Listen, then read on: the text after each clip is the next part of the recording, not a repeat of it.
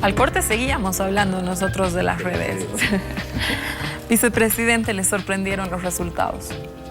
Claro, una derrota siempre sorprende, aunque es parte de las probabilidades con las que uno se mueve en la vida. No se olvide, Álvaro García se mueve siempre entre podemos ganar y me puedo morir. Y lo que pasa en el intermedio siempre sorprenderá, pero era previsible. Bueno, han perdido, pero no se ha muerto, vicepresidente. Sí. Y mientras uno tiene vida, puede reconstruir todo. Eso aprendí en la cárcel. Mientras uno tiene la gota de vida, puede reconstruir el mundo y el universo. Las otras tres razones. ¿Por qué usted explica esta derrota? Porque también lo hemos dicho al corte y usted lo ha dicho al inicio de su anterior intervención. Las redes es una parte de la explicación más... Pero no es lo decisivo. No es lo decisivo, evidentemente. ¿Qué fue? Varios otros elementos que se han conjugado, Susana, de manera rápida. Hay evidentemente una hegemonía político-cultural. La cantidad de personas que apoyan la gestión del presidente Evo no se mueve del 80%, 75, 83%. Usted vea la encuesta que quiera, antes y después yo le garantizo. Porque como que Evo ha logrado resumir como un horizonte de país. Pero cuando le preguntaban, ¿está de acuerdo con la reelección? Solamente la mitad de las personas que estaban de acuerdo con Evo y con la gestión de gobierno decían sí. Para mí esa es la clave ahorita. ¿Por qué el 80 o el 75 o el 83% decía, está muy bien la gestión, pero debe ir Evo a una reelección? Y solamente el 40% decía sí y el otro 40% decía no. Hay un apoyo al proceso, pero había una resistencia a que sea la misma persona, el mismo líder, el que se mantenga por más tiempo. Y entonces uno tiene que explicar por qué hay esa diferencia, por qué. Y la oposición buscó eso, jalar más abajo y nosotros llevar más hacia arriba. Puede ser varias cosas, que es normal. Una simple distancia o sospecha normal de las personas de por qué una persona va a estar tanto tiempo. Es una especie de preocupación y distancia normal, cotidiana. Estoy con Evo, pero no estoy de acuerdo en que se quede más tiempo. Eso pasaba con la mitad de los que estaban de acuerdo con la gestión de gobierno. Otros decían, ¿para qué voy a volver a votar si ya he votado hace un año? ¿Y por qué me están haciendo votar nuevamente? Cierta confusión. Y claro, la derecha usó muy bien este espacio, este abismo, entre 40 por la reelección y 80 en favor de la gestión, para decir, lo que pasa que estos izquierdistas quieren eternizarse. Estos izquierdistas, populistas, siempre quieren ser unos abusivos. Su discurso fue apuntalar ello.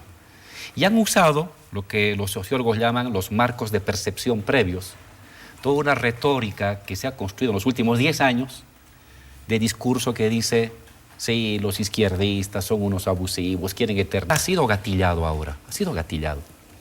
Y nuestro discurso es decir, un momento, ni Evo ni Álvaro han pedido ir a la reelección, son los sectores sociales. Segundo, los que no quieren la reelección son los opositores, los Dorias Medina, los Tutos Quiroga. Y tercero, ellos son los que quieren interrumpir este proceso de cambio. Pero acabo de explicar en 3 ejes discursivos, la oposición en uno solo. La oposición decía, reelección igual a eternización, o reelección igual a abuso. Y yo para explicar mi argumento estoy usando 3 argumentos lógicos. ¿Cuál es más sencillo de entender? El que es un solo argumento lógico.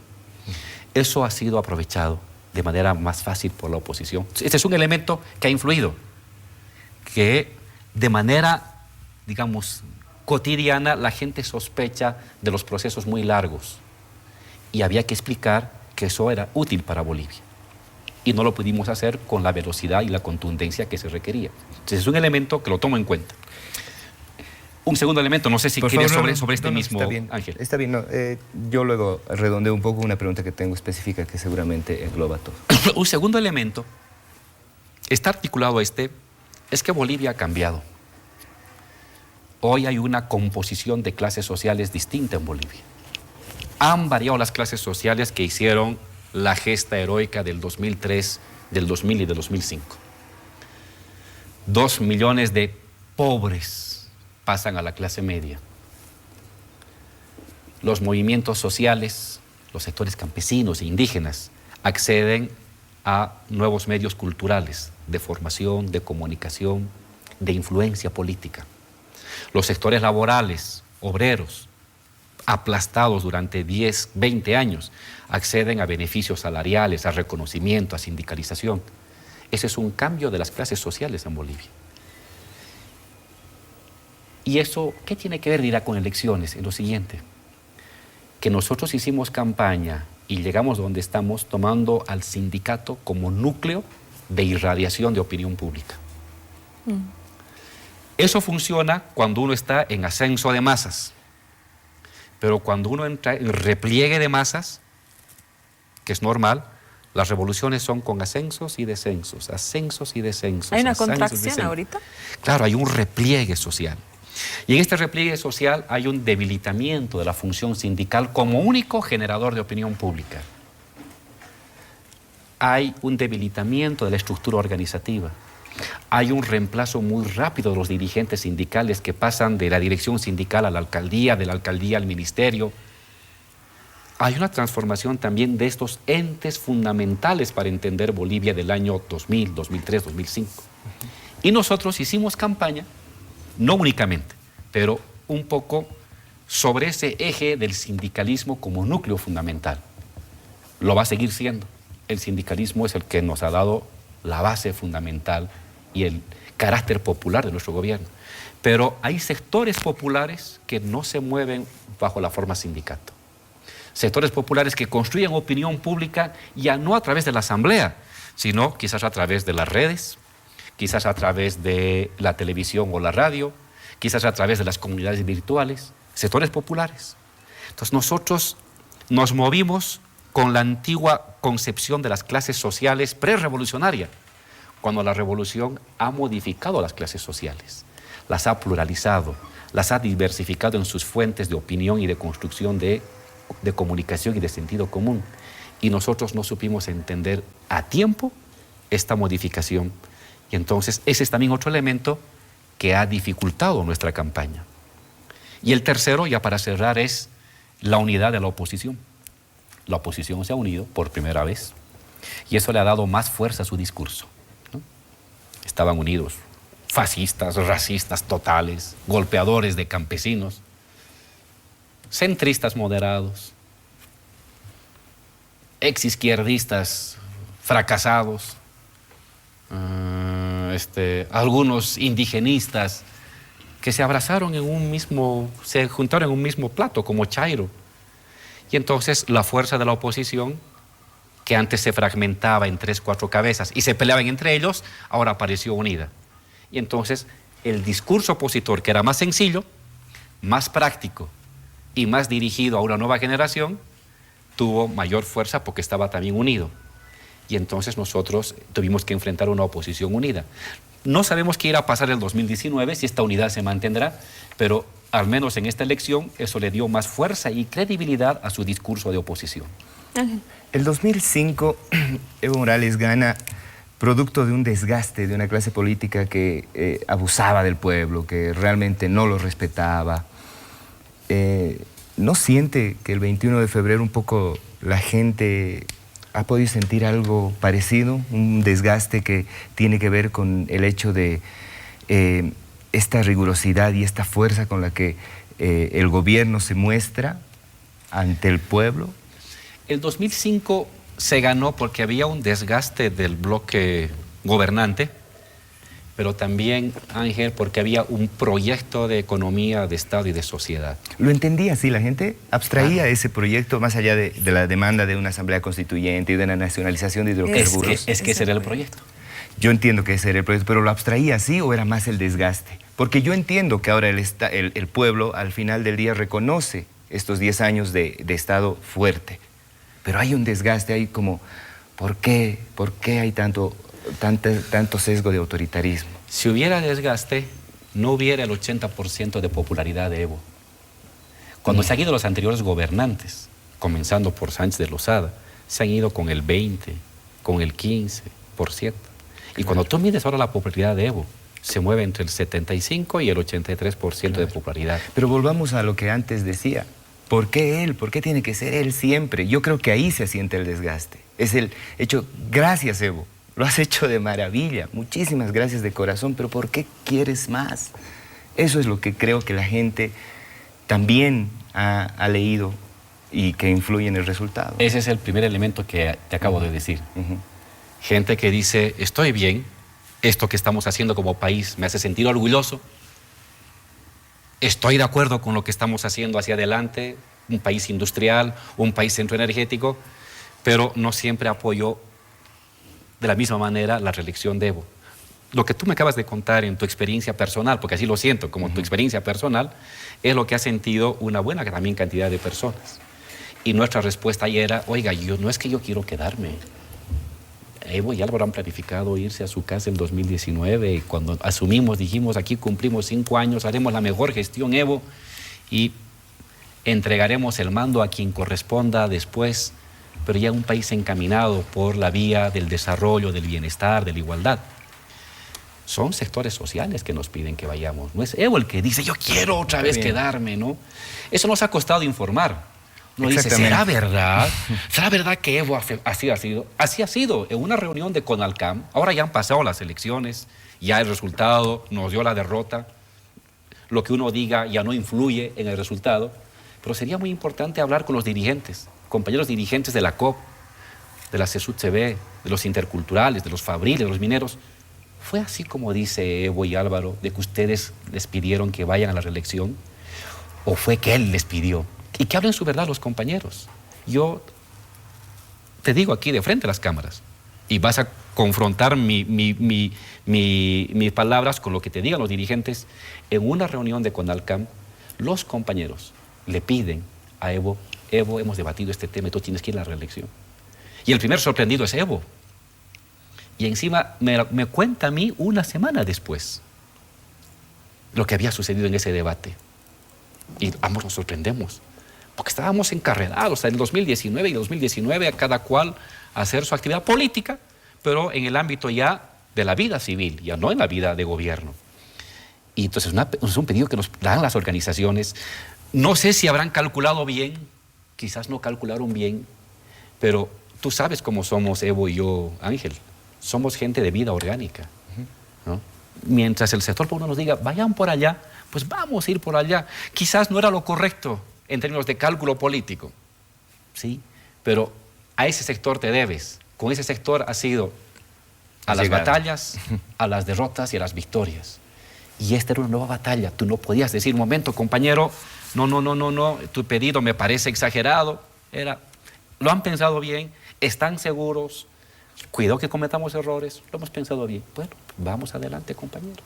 Y esa fue la actitud orgánica, disciplinada, que tomó Evo y que tomó Álvaro para acatar una decisión. Yo entiendo tu preocupación y creo que ese 40% que estaba de acuerdo con Evo en gestión de gobierno, pero que no estaba de acuerdo con Evo en la reelección, ha pensado como tú. Pero te respondo así, mirándote a los ojos. No fue un pedido nuestro. No fue una decisión de quedarnos y de eternizarnos. Fue un empuje que nos dieron los sectores sociales a quienes nos debemos, en las buenas y en las malas. Estaremos siempre con ellos. Vicepresidente, a ver, hoy día yo quisiera volver más adelante, después a la proyección, ¿no? A ver qué dicen los movimientos en el tercer bloque, vámonos, qué dicen los movimientos sociales, porque sí me interesa que desarrollemos esta parte que usted dice, o sea, hay una respuesta negativa, entonces, ¿cuáles son los escenarios? Pero eso lo quisiera que lo veamos más adelante. Usted en su artículo hoy día nota que hay otras colectividades sociales que evidentemente se han movido, han ascendido, hace incluso porcentualmente creo que es el 20%, ¿no? Más de 1,5 millones de personas. 2 millones de personas que pasan a la clase media. 2 millones de personas que pasan a la clase media. Hemos visto un racismo crispado en redes sociales, mismo en las charlas que uno tenía, que parecía, y esta es la segunda vez que se lo insisto, vicepresidente, es decir, uno en charlas que puede tener en la calle, etcétera, había un tufillo a racismo permanente que parecía que ya se había extinguido. Pero lo sorprendente es que pareciera que este ascenso de clases, ¿no? Digamos, estas nuevas 2 millones de personas que han entrado a la clase media, no habrían roto con esta miseria nuestra, ¿no? Que es el racismo, ¿no? Y si uno hace, digamos, una lectura de su artículo y usted, cuánta gente ha salido de la pobreza, cómo está Bolivia. Bolivia creció en su artículo, dice 130 veces más. La diferencia entre los más ricos y los más pobres se reduce de 130 veces a 39. Exactamente, exactamente es eso lo que dice en el artículo. Entonces, me sorprende un poco que todavía sigamos con temas de racismo y discriminación en una población, también en una población que evidentemente ha sido altamente favorecida por las políticas de Estado. ¿Cómo lee usted esto? ¿Cómo interpreta? ¿El racismo no debía haberse acabado en estos 10 años? No, no me sorprende a mí, Susana. En mi lectura que yo tengo del racismo, es que está fusionado a tu piel, a tus músculos, a tu retina, a tus huesos. O sea, hemos nacido racistas. Sí. Wow. Y la posibilidad de ir derrotando ese racismo, que no solamente ya es consciente, es preconsciente, está en tus gestos, está en tus maneras previas, básicas de organizar el mundo. Eso va a tardar una generación. Eso va a tardar una generación. Mira Estados Unidos, supuestamente el país más democrático, el país con mayor formación cultural del mundo, las personas que están pensando viajar a Marte, y aparece un Donald Trump y reviva, hace renacer el racismo escondido en los norteamericanos frente ahora a los latinos, ¿no? Es muy complicado anular el racismo. Podemos combatirlo, podemos hacer de que ya no esté en la parte pública. Por suerte ya no aparece tanto ni en la radio ni en la televisión. Se ha ido a esconder a las redes. Ahorita está ahí campeando y está comandando el debate en las redes, el racismo, ¿no? Pero eso va a tardar 20, 30 años en poder disminuir de manera práctica, porque hay que sacarlo de tu piel. Hay que sacarlo de las formas prereflexivas o preconscientes con las que has sido educado a lo largo de nosotros, por nuestras madres y padres, por nuestros abuelos, por nuestros tatarabuelos. Tú tienes 500 años en que se ha vuelto hábito, se ha vuelto cuerpo, se ha vuelto... Incluso moda en algún momento discriminar, ¿no? Claro. Es decir, parte de pertenecer a cierto grupo era discriminar a otro, sin duda. Vicepresidente, estamos en lo que ustedes llaman la construcción del Estado plurinacional. Entonces, ¿qué políticas, ¿no?, son las que se aplican más allá que yo pueda tener el alma profundamente racista, ¿no? Todos, no digo tú, ¿no? No, todos, vale. todos. Me refiero a yo... Como sociedad. Exacto, ¿no? Sí. Que no tenga esa pulsión inmediata. O sea, ¿qué políticas existen para que los chicos cuando salgan del colegio no tengan esa pulsión? ¿No? ¿Cómo el Estado ha ido trabajando esto y cómo lo va a seguir haciendo? Porque digo, o sea, más allá de la ley de racismo y discriminación, pasa por otros lugares, ¿no es cierto? Entonces, quiero saber cómo el Estado, que ahora mismo lo ha sufrido en redes sociales, es una cosa que escuchamos constantemente, pues me da curiosidad saber cómo pretenden resolverlo. Sí, es un tema de construcción de una nueva generación. Un tema que comienza con la escuela, con la forma educativa, no racializada, que tiene que ver con la educación familiar, que tiene que ver con las normativas estatales. Es un ataque concéntrico. Ahorita hay una ley. Ha ayudado la ley a que al menos la gente, si bien no deje de ser racista, al menos sea hipócrita. Que públicamente no sea racista, pero cuando vaya a su casa por se lo menos desfogue. mentime. ¿No? Ha ayudado en eso. Eso también tiene que alcanzar a las redes. También tiene que alcanzar a las redes. Así como hay una serie de reglamentos para la televisión y para la radio, también tiene que aplicarse para las redes. La educación. Una educación intercultural que te haga valorar desde que tienes 5 años la diferencia cultural, tu propia historia, el otro color de piel distinto al tuyo como parte de tu hermandad generalizada y no como el momento de separación y de devaluación del otro. Luego, la familia. La familia es uno de los constructores fundamentales de que se llama de los niños, ¿no? Y es también la educación de la familia, gente nueva, con educación nueva que formará a una generación nueva. Y los reglamentos estatales, la forma de selección de personal en el ámbito del Estado, en fin, arman un esquema general de presión concéntrica cultural que te va a dar una nueva generación. Pero yo no me he sorprendido que en 10 años siga habiendo estas expresiones. No me sorprendió, créeme que no me sorprendió, porque eso no se erradica tan fácilmente. Lo que quizás me ha sorprendido es el abuso, ¿no? Tengo aquí en las redes, salía una persona con Evo en una foto y ahí venía el bullying generalizado, ¿no?